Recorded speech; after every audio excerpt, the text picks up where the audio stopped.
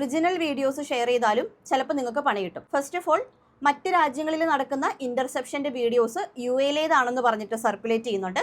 അതുപോലെ തന്നെ DXP Dubai എയർപോർട്ടിലുണ്ടായ ആക്രമണത്തിൻ്റെതാണെന്ന് പറഞ്ഞിട്ട് ഒരു ഫേക്ക് വീഡിയോ സർക്കുലേറ്റ് ചെയ്യുന്നുണ്ട്.